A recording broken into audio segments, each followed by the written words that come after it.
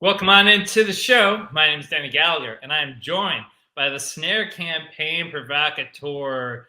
Sing us a song. He's the reader man. Sing us a song this morning. It's That's Benny right. Horowitz. What's up, dude? I'm all about the children, hence Yeah. my headphones. I'm not trying to adapt to a new world right now. This is purely the work of not having anything else to use, but they look pretty good on me, don't they? Yeah, I like them. What do you think? You got them after, Benny giving back this morning, reading to the children. That's and they, in exchange, they gave you some headphones. I love it. Yeah, feeling good. I heard you had a crazy sports experience. Well, so I didn't think I was capable of getting hurt anymore. You kind of get into this business. You kind of, you leave the fan stuff to the side. I get happy when teams that I used to work for have success. People I used to work with have success. That really builds you up. But man, let me tell you, this Marquette Michigan State game on Sunday destroyed me, dude. I don't know if you've ever done this, and I'm just gonna embarrass myself because it's a tune-up audience, and I love you. I think you guys know us. Dude, I started getting in defensive stances in my living room. That's how bad it got. Get down! Hit the floor! I was like, energy. You're like Mike Krzyzewski, I'm like, what's down. happening to me? Yeah. No, it's right. I mean, it was a good run, Yeah. Like you got to be happy with the run, but in the moment, it's hard to be logical. Once you get your hopes up and you see a window, I feel for you, man. I feel for you. It's funny because the girlfriend did not grow up with sports in the home, did not grow up with brothers, did not grow up with this being like normal behavior. So she I get the side eye a lot. So. Oh, I'm sure. It doesn't make a lot of sense to people. No, and it does make sense to me. As it should. Yeah. And this was me last night at the Nets game after a 9-point lead with 90 seconds left, 3 atrocious turnovers, a lost ball, and an Isaac Okoro corner 3. This is all I could do. Yeah. Oh. That's it. And then I got my jacket and just took off as quickly as I could. Just go home. Yeah. Oh, what's good with you, dude? What's new? Got some more dates since we last talked. Hanging in. I got lots of Gaslight Anthem shows. I got the Misfits now we got to announce, which is quite the cool thing. A few Town Liar shows through the summer. So I'm going to be a busy beaver. Got to keep these hands nice and warm. The Misfits, that's like another coronation, almost a passing of the torch, if you will, there at the Prudential Center on July 8th. So, I mean, listen, we've opened for Bruce Springsteen. We've opened for the Bouncing Souls. And, now we add the Misfits to the list, among others. Who's next? Frankie Valli? We are playing with Wayne Newton. I love it. No, I mean, that's a cool one, man. Like, everyone keeps asking me, though, like, oh, you're going to, talk to Danzig? You're going to do this? I'm like, I don't know. I kind of don't want to, I just want to let the mythology, be what it is, They have a hell of a mythology. I know the music, but, I didn't know, the other crazy stuff that's happened with them. Awesome rock and roll story. Yeah, crazy rock and roll story for sure. One that I'm happy to open for, but I don't want to become part of that narrative, 100%. Well, what segment is part of rock and roll narrative each and every week and each and every time we do it? Is it This Day in Music History?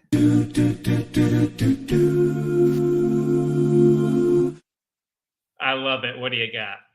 This day, 1958, your boy, Elvis Presley, goes to the Memphis Draft Board and enters the United States Army. This is like one of those, blips on a career where you're like, oh, yeah, Elvis did this among a lot of baseball players and stuff in that day. But it was a big deal. He's like the most famous guy in America and maybe getting up there in the world at that point. So after he wrapped up his movie King Creole, he reported to the Memphis Draft Board, joined 12 other recruits, headed to Arkansas, where he became Private Presley. He was determined to treat, to be treated, normally there. He said, the Army can do anything it wants with me. He ended up serving in a tank division, shipped off to Germany for 18 months. Apparently, he was an exemplary soldier. Earned medals for marksmanship and sergeant stripes. But I didn't realize this. These two little facts about Elvis going to the military was he picked up his amphetamine habit that eventually contributed to his death, and I think that's, sort of a underlooked, um, focus of some of the issues with the military and having people away. I think seems as if a lot of people come back with different types of addiction problems on how to deal with the time and the stress and the things that they're actually dealing with. Also, he meets 14-year-old Priscilla Beaulieu, the stepdaughter of an Air Force captain who will go on to marry 7 years later. So, interesting stint in the military for Elvis. I don't know if he was in any kinda active anything, but, he, in quotes, said, "People were expecting me to mess up, to goof up in one way or another. They thought I couldn't take it, so forth, and I was determined to go to any limits to prove otherwise, not only to the people who are wondering, but myself." It was kinda part and parcel to a, perfectionist artist, like, when you have a challenge or something that everybody says you can't do, you wind up doing it. So, pretty interesting thing for Elvis in the military. By the way, it's funny that you bring up Elvis, not just because of like the year and where he is in culture. His granddaughter is in that show Daisy Jones and the Six on Amazon right now. Is that right? Is she good? She can sing, Alright. and she's good in the show.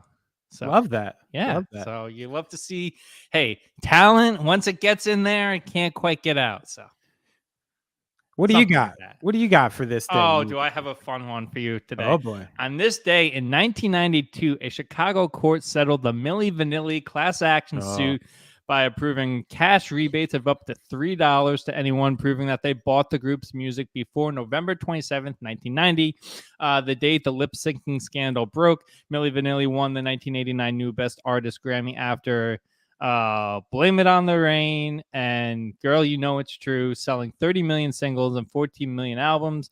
But late 1990, the performers were stripped of it after it was revealed that neither actually sang on the album. So a great, they got $3, and $3 in 1992 got you a lot further than it would today. So I kind of feel bad for Milli Vanilli. I got to be honest. Wow. How many people have been like pop performers who have barely written, barely performed on their songs just to and sort of been the entertainment face of some sort of, marketing division basically. That's all like this was. They were great dancers. They were very had a lot of moxie and a great look. And, I felt like they were sort of unfairly like pointed out for something that probably like hundreds of other people do. And I don't know if they had an awful life afterwards, and it did not work out well for those guys. So I always kind of feel bad for Milli Vanilli in this one. I think they were, singly targeted when like a lot of people could have been in those days, especially these days. You don't even know whose voice you're hearing anymore. 100%. I don't even think that this lawsuit, I don't think people would have a problem having sold. They'd be like, oh, like, well, like the idea of telling like somebody that's 18 years old to buy an album is like, they like look what? at you crazy. But they're also like $3. Yeah. That ain't shit. Yeah. They'd be like, oh, that's less than a cup of coffee. $3 bought me a pack of cigarettes in the 90s. So yeah, this day, 1992, a interesting part of music history. So. What was a funny secondary this day in music history? Yeah, that I almost used, but I couldn't find any info on. Was in 1973, a fan shouting "Leather" jumps on stage and bites Lou Reed in the butt. Oh yeah, in Buffalo. It was ejected, and Lou Reed had a sore posterior. I'll tell you what, if somebody bites you in the butt, I think your first call should be to a doctor rather than security. Yeah, I would try to pound the person who did it and then quickly go for like a rabies shot or whatever you need. Like this human clearly had rabies if he jumped on stage and bit me in the ass. But you got to catch me like the first 30 seconds of a show if you don't want a dripping wet ass. So I don't know if you want to mess with me in that context. All right. Well, speaking of dripping wet asses, Danny, our first story of the day. It's been a while since we've talked about Twitter, mainly because both of us. Oh, that was another side effect of Sunday's incident for me. Deleted Twitter off the phone, which for me it's like cold turkey. And then also got rid of the ESPN app because I was like, I'm done with sports. This was a big wow, you really went through it. Goodness gracious. And then I remembered, Friday, like I got to talk about sports. I feel like you're going to need some therapy or something after it was this. Bad. This was deep. It cut really deep. Anyway, first story of the day. As Elon Musk has promised with Twitter, Twitter's previously blue checkmark verification regime will get a change. So in essence, the story here is that unless you're willing to pay, you won't be able to be verified on Twitter anymore, which I don't know. Since you've been off Twitter, Benny, it's kind of become a little bit more of the Wild West. Anybody and their brother is verified and has their blue check marks. So it has become less reliable for information that way. But I understand Elon has to make a buck here. So what do you make of pay-for-play verification? Yeah, I mean, this is, I could call Elon Musk a lot of things, and we could have a long conversation about that dude and his morals and what the fuck is actually going on. But in this case, I feel like he's the first person who just made an unpopular decision that everybody else is going to do. And, seemingly the ad revenues and stuff like that from these companies like just couldn't match up to the kind of money they needed. And, people make a lot of money and they make a lot of, if you're working for a company that demands you be on Twitter, maybe the company should pay for it, and stuff like that. But I think that in this case, I kind of have like a shrug my shoulders. I'm like, if it really does mean that much to you and you're doing that much on Twitter, that, maybe you'd be willing to shell out to do it. You would be for any other formula. And I have a feeling in like 5-10 years from now, this is just going to be considered like common practice for these social media sites. And it's probably just the beginning to more of this. Oh, so the hard thing is, right, because, you look at what journalism and newspapers were in the beginning of the internet, and all of their stuff was up there for free, and it's not sustainable. And, I get that he has employees that he has to pay and stuff like that. But it's also social media, man. And the idea that it was some bastion of literature, of news, of information, it's kind of self-important, which I guess is the entire idea of social media in the first place. Right. So I get he has to make a buck. And if you're taking it that seriously, then I think that there's deeper issues at play. Yeah. I mean, like I said, I mean, some people are really like basing aspects of their livelihood on social media now, the way, maybe they've created a brand that they do or this and that. But if you're literally making money off social media, then like who gets a completely free platform? Like nobody. So this is kind of, for me, especially now that I'm off Twitter, I mean, this probably would have pushed me off Twitter anyway, because there's no chance I would have paid for that fucking thing.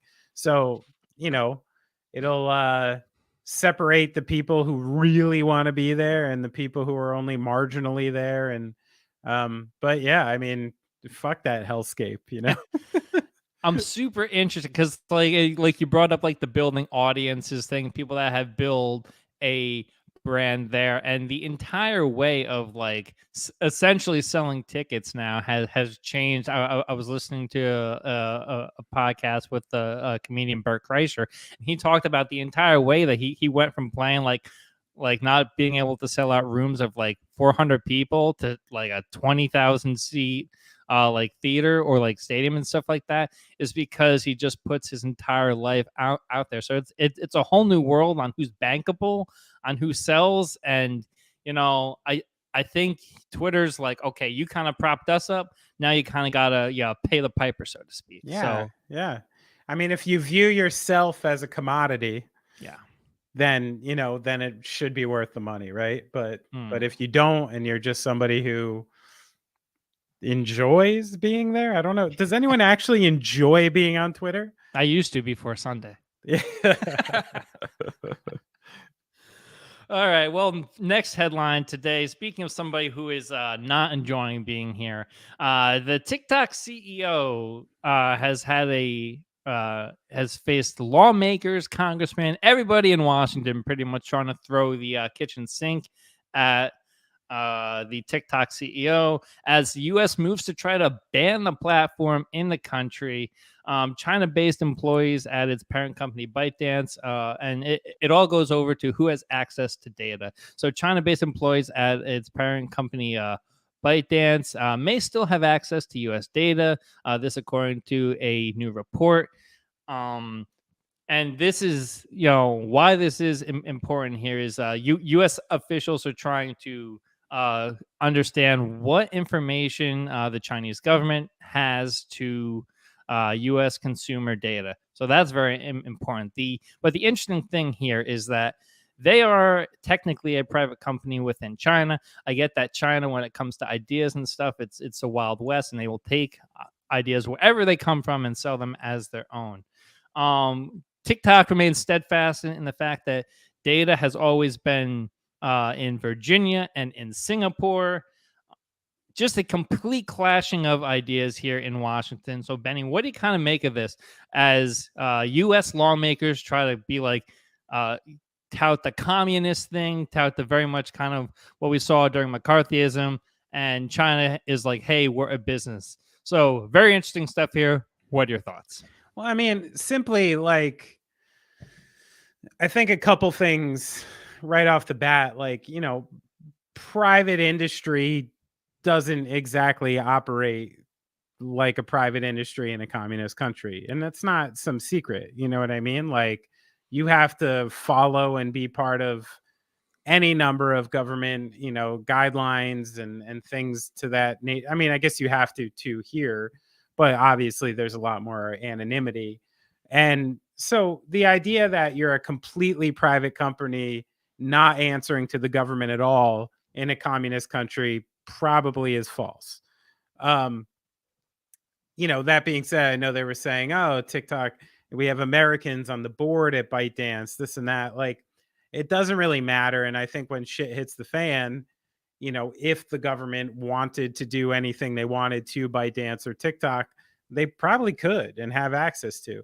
They also made a fairly strong statement just before this, hearing started, saying how they strongly disagree with the sale of it, so even just speaking on it like that kind of lends itself to the fact that it's the little hand in hand, I do think, the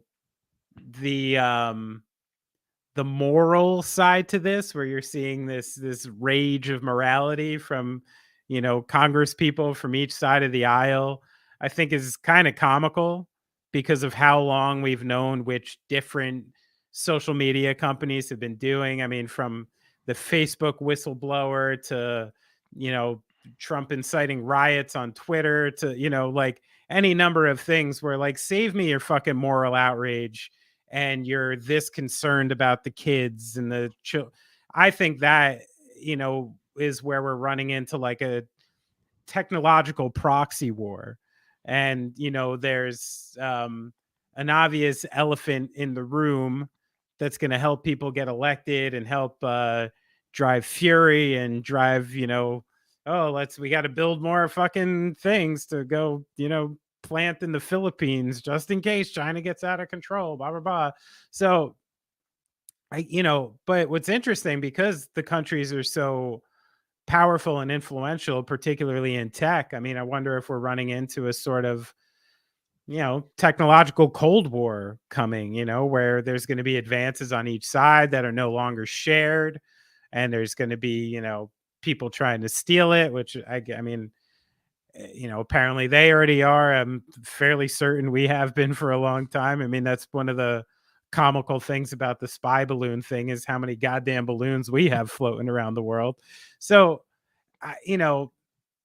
as much as I'd like to take this on its face for, we're trying to save the kids, we're trying to protect information, which, easily you could get the layman behind, but I really, because of the context of so many things, you have to question the intention going on right here, right?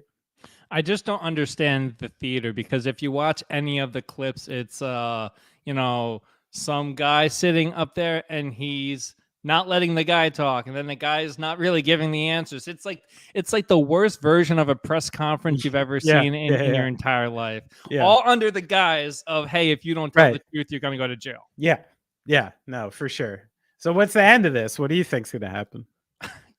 I mean, I think that the U.S. government kind of gets its way a lot of the time. If there's this much support that something's going to get banned, I think that the days of TikTok are going to be numbered in this country. But then at the same time, as we're up here freewheeling on a Google-based platform, right? We're talking right now on a Google platform and an Amazon platform. I just said China 7 times. I'm probably on a list. Yeah, I'm on some lists now. Uh-oh. Here we go. Yeah.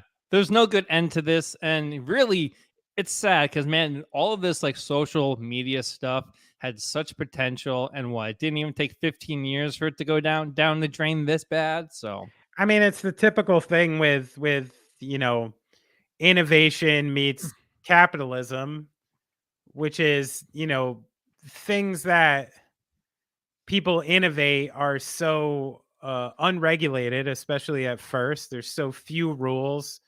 There's such a race to get things out first, and that the other implications are completely ignored until the problem's too fucking big.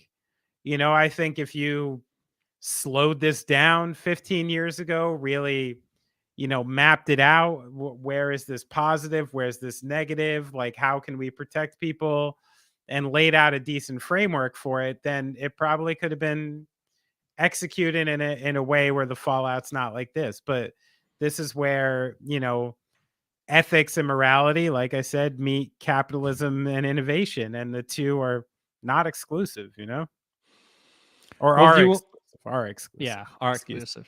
Yeah. Oh, Benny, do you want to talk about an innovator here? I do, if it's someone who sings great songs. They are.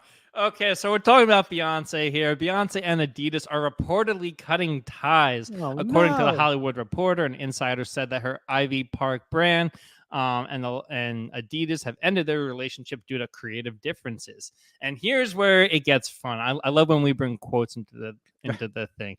Beyonce's team is saying, quote, Beyonce is excitedly looking to reclaim her brand, chart her own path, and maintain creative freedom, which is all the makings of, I'm like one of these TV networks trying to re-up my deal because I know that I can get way more somewhere else. Beyonce launched it in 2016 with Topshop. That partnership ended in 2018. So she has a history of doing this, of sending it out to the highest bidder every time the marketplace shifts. So do you like this? I kind of like somebody like this, putting it out to the open market and seeing what happens.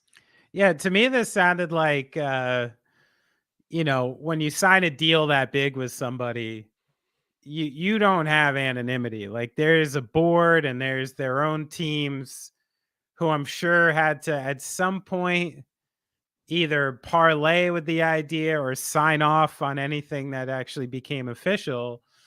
And, like, maybe she ran into like the artist's dilemma, where she thought a piece was great. This is the nicest thing I've ever seen. This is going to sell. And it goes to some board, and the board is like, well, maybe you should adjust it like this or do it like this, which would make somebody who's, creatively invested in this thing to flip a lid, Yeah. So I think it probably has something to do with that. Beyonce doesn't seem to me like the type of person who likes to answer to anybody.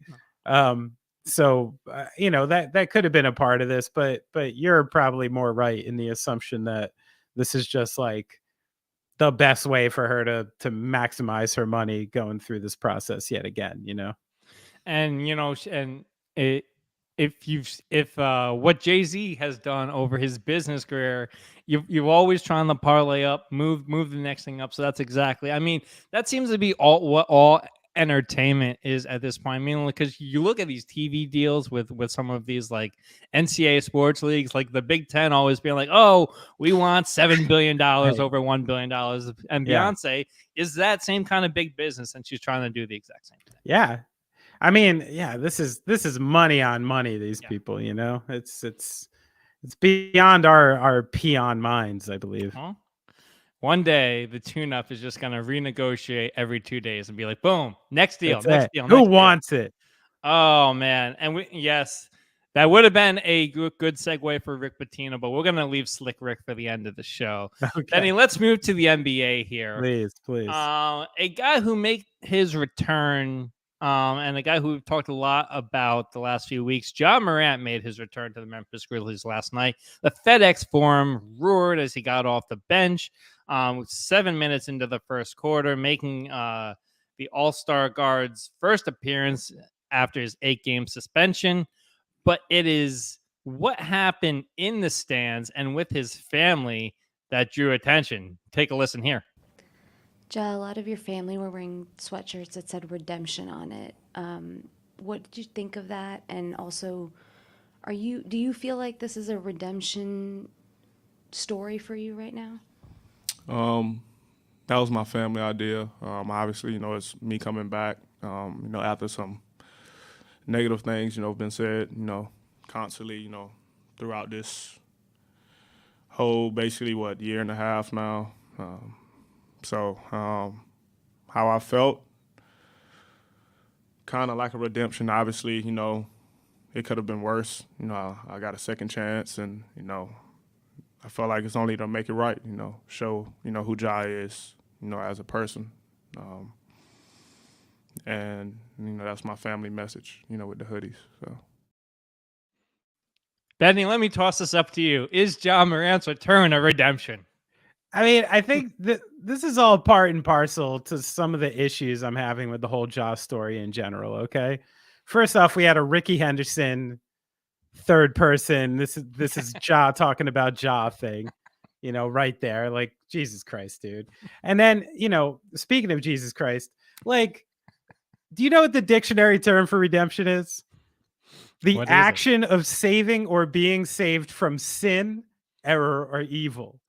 You know, like for fuck's sake, man, you know, this isn't a redemption story. You just fucked up. You fucked up a bunch of times. This wasn't like a whole bunch of people coming after you. If someone had some things to say on talk show or social media, like whatever, deal with it, man.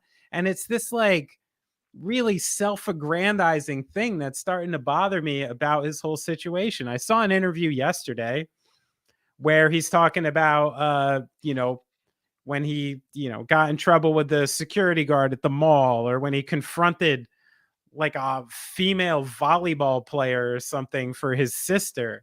And his answer to all of it was, you know, this is like, I had to make sure that, you know, my family was like secure, like that security was good. Like my family is secure. And I'm like, bro, you're making what, like $40 million this year. You're about to make like $200 million. Hire a fucking security guard. You know what I mean? Like, do something other than yourself. Have some sense.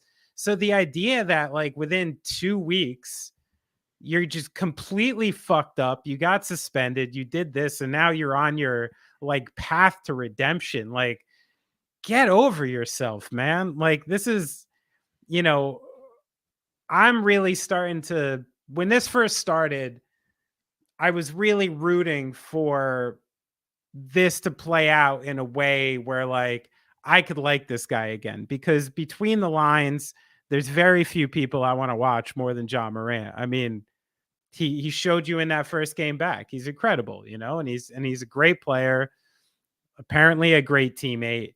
But like this idea about himself and what you are, when you've only had like a certain degree of success already, when you're a very young guy, you're not on a redemption trail, man. Like you just need to like sort yourself out, shut the fuck up, tell your family to shut the fuck up for a minute, and just stop making it about yourself, which has been the problem all along, you know?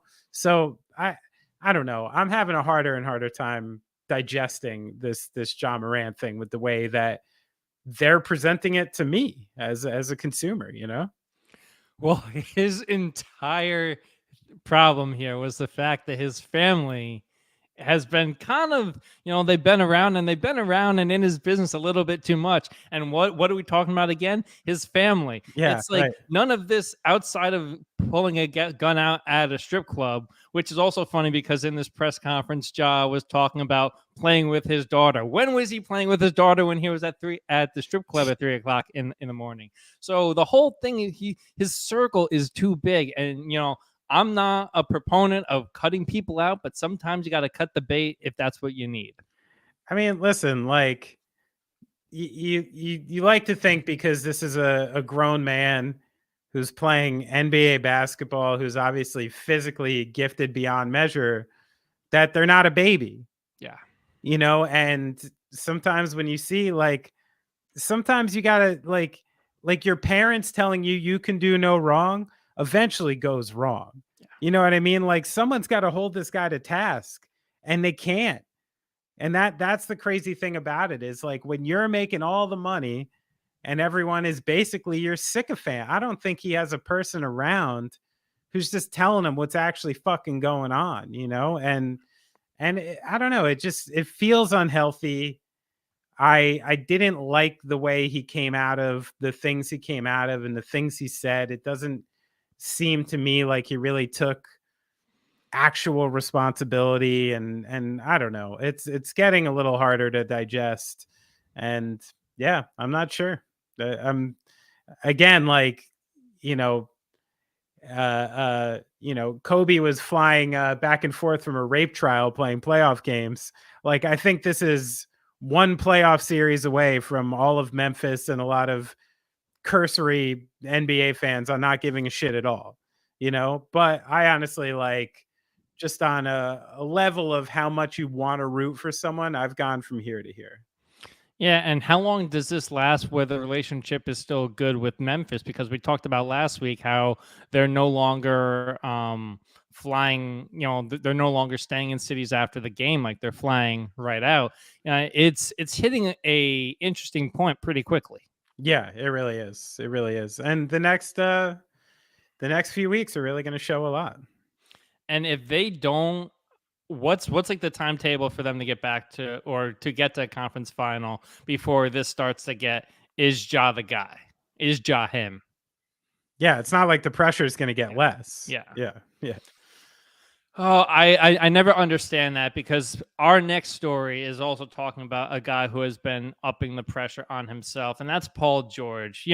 These guys, they do what's best for them, but you can only do what's best for you for so long until people want results in return. And that's exactly what we're kind of seeing with the Clippers right now, as LA Clippers star Paul George avoided torn ligaments in his right knee. He does need surgery, but the timeline for him to get back is pretty close to the playoffs. This all happened against the Oklahoma City Thunder on Tuesday. He went out, and the Clippers are a team who have let's just say that they made load management famous between him and Kawhi Leonard. A mix and match of lineups all season long. This is just the latest setback, I guess you will, for the Clippers. So what do you make of what this means for Paul George and what this means for the Clippers going forward? I saw, you watched that injury and I was like, oh shit, there goes Paul George for a year. Yeah. That looked crazy. And I was shocked that he didn't bust every ligament in his knee, because that's kind of what it looked like. But it looks serious. I mean, right now you got the Clippers sitting in the 5 seed, scheduled to play Phoenix, who's kind of, got a similar situation going on with one of their star players.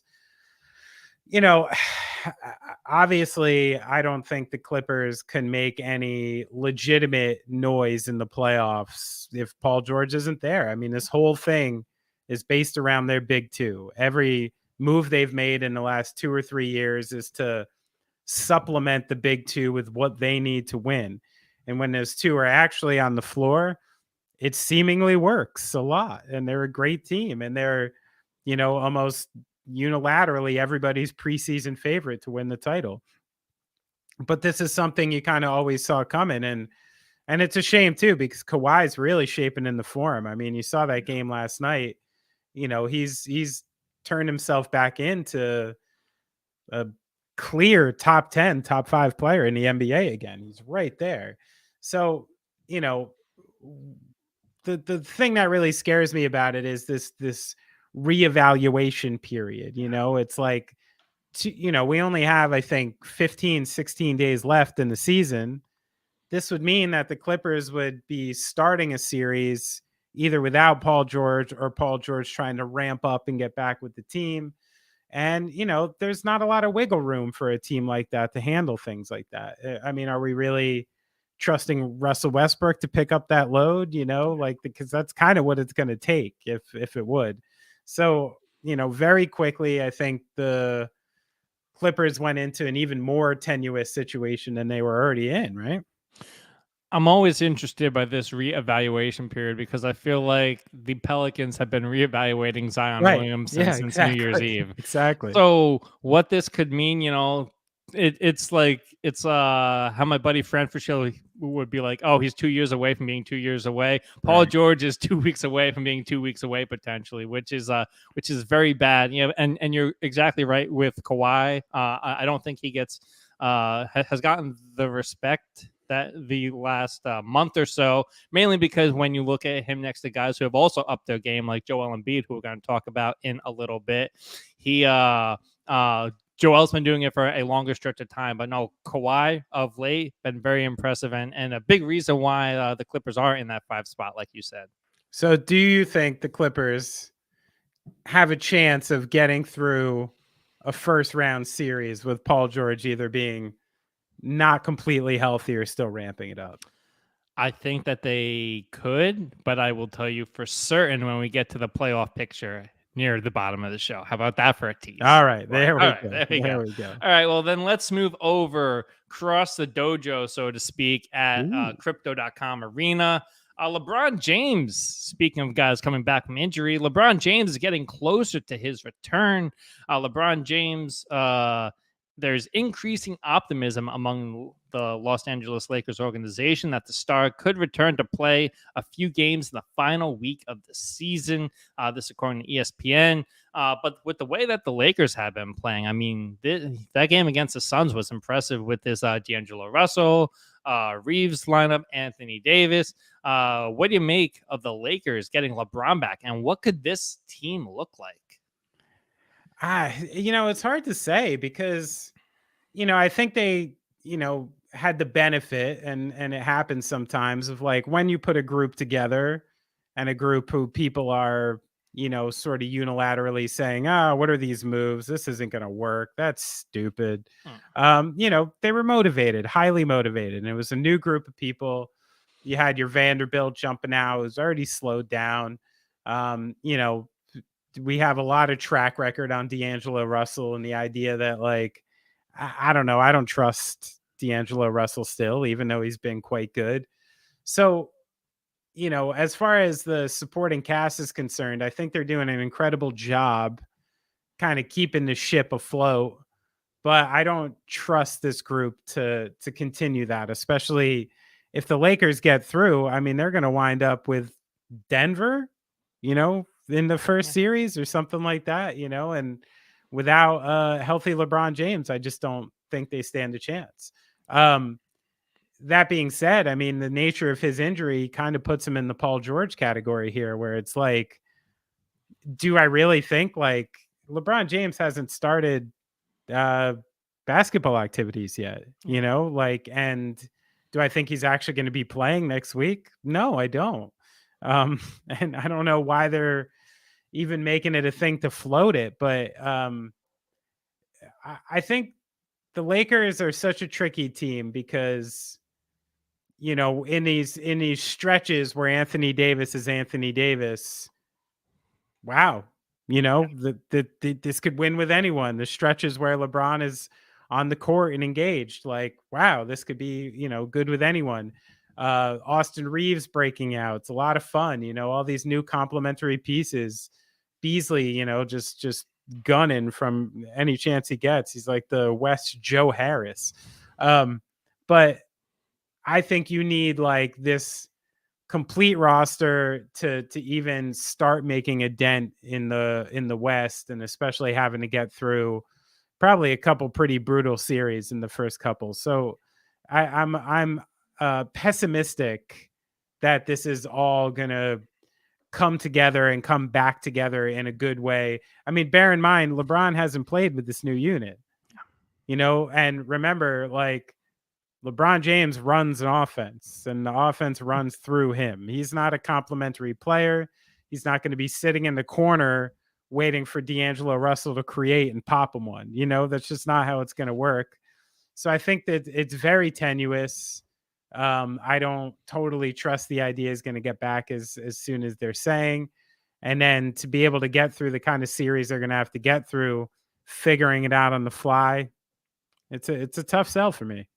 I thought it was interesting what Patrick Beverley said on his podcast about how the Lakers played defensively when he was with the Lakers, with LeBron and without LeBron. He was like, when LeBron was not on the court, they were in sync. There was connectivity. There was everything you want in an NBA defense. But then LeBron gets back and you have to play a certain way. And LeBron wants you to play a certain way defensively, either to cover his own defensive efficiencies, which sometimes at times can be glaring, or, just the defensive scheme that he fits best in. So and it was two schemes that you'd have to throw out depending on what your personnel is, which is, I think that's been the issue with coaches that he's had over his career, is adjusting to that. I mean, and again, like, all of this being said, if you're getting peak LeBron James and peak Anthony Davis, all these conversations are moot. Yeah. Because those two can drive this team through maybe most teams in the West, Mm-hmm. But it's just the idea and the track record of the LeBron coming back from injury and Anthony Davis sustaining himself through 3 or 4 hard playoff series. I'm pessimistic again. And I think almost what Darvin Ham has to do with LeBron is make everything that Darvin Ham thinks of an idea for his defensive scheme. He'd be like, hey, LeBron, this is your idea. And like bring it to LeBron, make LeBron bring it to the team, and you're like, I'm a genius. I'm pretty sure that's what Ty Lue did in Cleveland. Yeah, that sounds about right. I mean, that's kind of how it has to work, This is why I'm laughing at the idea that, like, whoever drafts Bronny is just going to be stoked to take LeBron in, like enjoy the show for a year or two, and then enjoy retooling your roster for him and then leaving Bronny with fucking nothing when he decides to retire. I feel bad for Jamal Mosley already. Yeah, right. I know. It's been so much fun. It's been so much fun for the Magic. For him. Yeah. All right. Well, since we're already in the East talking about the Magic, let's move a little bit up I-95, shall we? Let's get to Philadelphia. The 76ers remain one of the league's hottest team with 8 straight wins, including wins over the Cavs, Hornets, Pacers this week. The offense looks unstoppable. Joel Embiid averaging 35 points a game the last 3 games, helping Philadelphia to a 130.6 offensive rating. Just ridiculous. They're now jockeying with the Celtics for the 2nd seed in the East after going 9-1 in their last 10. Maybe even at some point could push the Bucks, but we will see at this point. Benny, are the Sixers for real? And could they get to the conference finals, depending on the matchup, and even potentially the NBA finals? It hurts my heart to answer your question like this, but yes and yes. And, I see a team here that I think has flown a little under the radar this year, right? Like most of the conversation's been about the big 2 in the East, Boston and Milwaukee, and then Philly was kind of put into that, secondary tier of teams in the East. But I think that Philly has proven themselves to obviously be in this top tier. They're a step above your Miami, Cleveland's, New York's, and it's pretty obvious. And they retooled to the point that I think they have everything they need. Like Joel Embiid is on on an absolute manhunt out there. Harden is he's having a really nice season. I know it's like another hard thing to admit and ingest, but he's having a really nice season. And he seemingly has maybe bought into the idea that his, 11 assists a game are more important than what he used to be in Houston. And the idea that you got to control the ball for 21 seconds and take a crazy step back three, 1 out of every 2 or 3 possessions has kind of gone away. Maxey is just a stroke of lightning, especially coming off the bench. Tucker gave him toughness. Melton gave them toughness, especially on D. Tobias Harris, albeit grossly overpaid. Who wouldn't like that guy as your 4th option on any given night? Jalen McDaniels came in and gave, so I think they have everything they need. And I do think that Philly can get through. I mean, particularly if they can be, they're going to have to go through 2 just, monolith playoff series. But the one thing that I'm semi-convinced of now is that I think the top 3 teams in the East are markedly better than almost anybody coming out of the West. And I think the second round of the Eastern Conference playoffs may wind up being the most engaging series we're going to get this playoffs. Yeah. And I think from the Sixers perspective, this may be one of Doc Rivers' best coaching jobs since he was in Boston or even Orlando for that matter. I think so many coaches have tried and failed to get James Harden to become the assist guy, to become the 11 assists a night guy. And this roster that he kind of put together / inherited this season, it was designed for success, but it wasn't meant for Doc Rivers to have success. And the way he has made all of the pieces fit, just unbelievable. And really getting the most out of Joel Embiid in a way that we have not seen as Philadelphia 76ers coach get the most out of Joel. I mean, part of that is Joel growing in his career, becoming older. But I think, having a guy like PJ Tucker, I know he may not light up the stat sheet, but what he has brought to this team, brings a lot of continuity and a guy who you're going to need around this time of year. Yeah. And, and just there's a couple people on this roster now who are sitting there with the ability to hold everyone to task. Yeah. And that's something that's always been missing here. And, remember, like, Embiid's not old. Yeah. He's been around for a long time, but this is kind of normally, especially historically with the NBA, this is the time that guys finally break through, and pull this stuff off. So yeah, I think they're right there in the mix. I think, with what we've seen from Boston and their holes, I think there's a lot of ways that Philly could get through the East right now. For you right now, right? If you had to make your vote today, MVP, Jokic, Embiid, who are you going with? Don't make me do that. Okay, then we'll save that because guess what? There is 16 days left in the season and votes aren't due yet. So why hand in the homework early? Yeah, not handing in yet. Right. Not handing in yet. All right, Benny, let's move on to our last NBA story for the day. And this is a segment we'll affectionately call If the Playoffs Started Today. So let me set the stage for you here a little bit. Let's go through the play-in tournament first in the West, and then we'll get to the East, and then we'll just run through the whole thing. So if the play-in tournament started today, you would have the Lakers versus the Pelicans in the 9-10 matchup, and Minnesota versus Dallas in the 7-8 matchup. Do you think, and this now I'm going to pose all of them to you, do you think that this is going to be what it's like when the play-in actually starts? I mean, no, because, right now, currently between the 7 seed and the 12 seed, you have 1 game separating them. Yeah. From the 5 seed to the 12 seed, you have 3 games separating them. So, this shifts every night. With the exception of the 1, 2, 3, Denver, Memphis, Sacramento, anybody could still fall into the play-in. Anyone could fall out of the play-in. You still have the Jazz trying to win games. You have the Thunder trying to win games. You have the Pelicans who, just beat up on a few bad teams, but, put themselves right back there. And then you have a lot of question marks for some other ones, like what is Dallas? How healthy is everybody? Is Golden State going to win some more road games? Like what happens to the Clippers without Paul George? Can the Suns maintain, playing Devin Booker and Chris Paul such heavy minutes without Durant when you're getting so much Ish Wainwright and stuff like that? There's so much uncertainty in the West.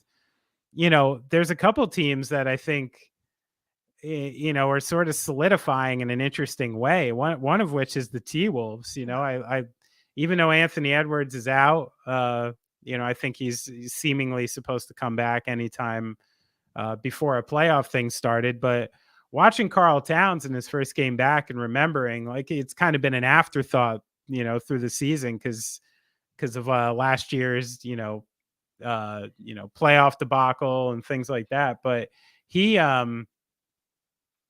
you forget the kind of awful mismatch he is for like any big man in the league and what a dynamic offensive player he is. And then you're mixing it now with, Conley, very competent and put together, Gobert and McDaniels, who are both like exceptional, if not all NBA defensive players.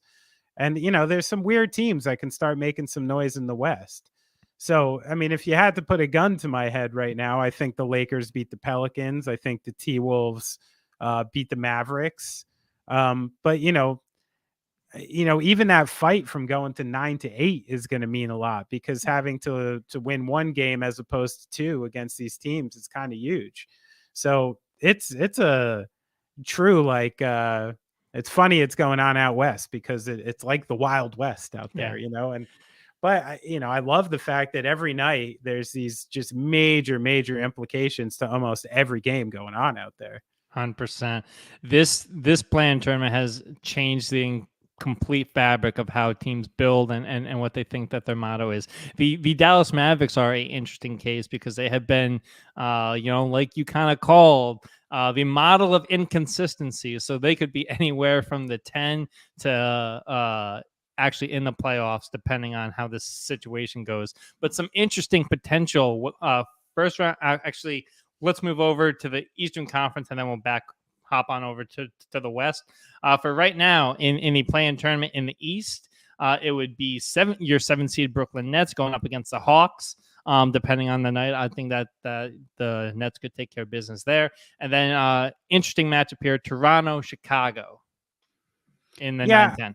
I like the way Toronto's looked since the Pirtle trade, and I think it has solidified their lineup where I'm feeling pretty good about what they could pull off in a one-game series. They also have, people forget they have experience, and there's guys on that team who are still on that team who've been together a long time and have some playoff battle-tested experience. So I like Toronto in that regard. Brooklyn, Atlanta right now to me is like such a head scratcher because it's like, part of me is like, who cares? Yeah. The one thing that makes the West interesting is like, I can see a healthy Lakers. I can see a healthy Timberwolves or Warriors really giving the Nuggets, Grizzlies, Kings, any of the top three teams a really hard time. In the East, I'm not seeing that at all. Like when you're telling me this group of teams like the Nets, Hawks, Raptors, Bulls is going to do anything against the Bucks or the Celtics, I don't buy it.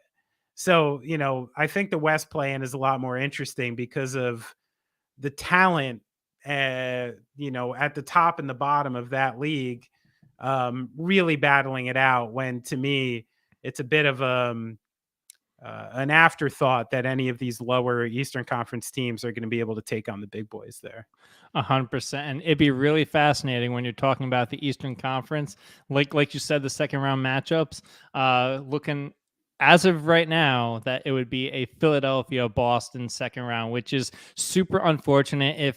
How many times has this happened in Doc Rivers' career? A lot. Like way too many times. Yeah, a lot. But, hopefully his boy DeAnthony Melton can bring him to the promised land this year. And then a similar matchup in the Western Conference when we're looking about potential matchups here. Sacramento, Golden State, the 3-6. If we're talking March Madness terms, that could be a upset there. Or the fact that a team like the Lakers would have to go up against Denver in the first round. Yeah, and there's some geographic stuff that's fun there because the Bay Area of Sacramento, not that far. I think you'll have a lot of traveling fans and a lot of heat on that game. Suns Clippers, kind of the same thing. So I think again, like some of these first round Western matchups are great. I mean, the only one with a lot of heat to me is Cavs Knicks, at the 4 or 5 because of Mitchell and how much he's going to get fucking slammed at the Garden and how the fans there are incredible and like I think that one could be a lot of fun.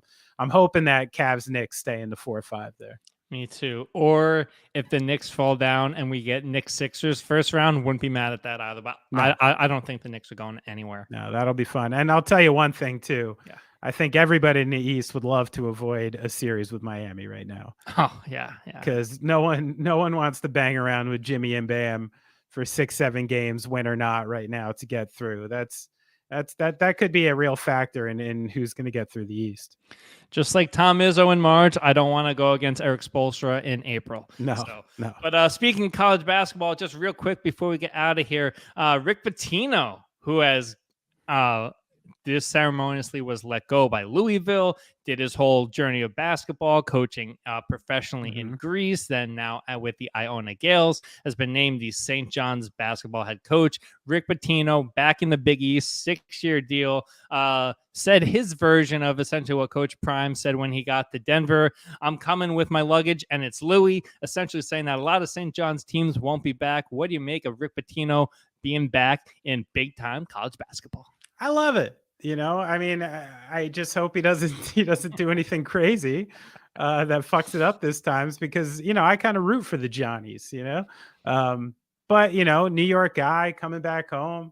I think the setup here is kind of great. And I would love to see St. John's back on the national map, so I think it's fun. We're seeing, I just hope Pitino can keep himself in check and not do anything stupid there. Huge for the Big East TV deal. I think it expires in 2024, 2025. Yeah, having Rick Pitino in, we had a little drama within the conference. Ed Cooley, the coach of Providence for a very long time, was like, peace out, I'm going in conference to Georgetown. You got Sean Miller, who has never been afraid of controversy at Xavier. So just a whole lot of coaches with a whole lot of swagger. Benny, Big East is back, baby. Yeah, you're loving it. Who would have thought Rutgers left and it actually stayed legitimate? Oh man, Rutgers. Oh boy. Anyway, plenty of ways to get in contact with the show. We did have an email if you want to get to it real quick, Benny. Oh, please. We do have an email. This coming in at the tuneuppodcast@gmail.com. 2 P's in there. It's from Matt Horowitz. And he wants to know about the Town Liar project that you got going on. He stumbled upon it through Instagram. A couple of friends suggested it as well. He wants to know what's next for that. It's a side project. Yeah. I'm the only one in the band without a 9-to-5, and I got a full-time job as it says. But we recorded the EP, Lies 1 through 7. It's on Bandcamp. We got some new songs in the tank we'll be recording and a few shows this summer. Playing in April at a fun New Brunswick basement show, Trinity Church in Asbury in July. So it's become a very fun project. I'm really enjoying getting together with it. And he affectionately wrote about it on his website. We'll give it pub. It's the witsword.com, wizard, but with, like Horowitz. Love that. So go give Matt a read. Good stuff. Great articles on his website. Was cruising through it before. So a little free pub for Matt. Big ups, Horowitz. That's right. So Horowitz fam. It's a family affair here. Beautiful name. All right. As I said, plenty of ways to get in contact with the show. Email us. Anything you want to talk about. If you want advice, whatever, we're here for you. Be sure to subscribe on YouTube. All the good stuff coming your way. You'll know when we're live. You'll know when we're doing all the stuff. Follow us on social media while social media still exists. One social media. That's right. Benny's on Instagram at Benny Horowitz. We are on all the platforms. TuneUp HQ. I'm at Deny Gallagher. Benny, you got anything else? Everybody, love everybody, please. The show has ended. Go in peace. You've been listening to and watching the Tune Up. Ooh, perfect at an hour.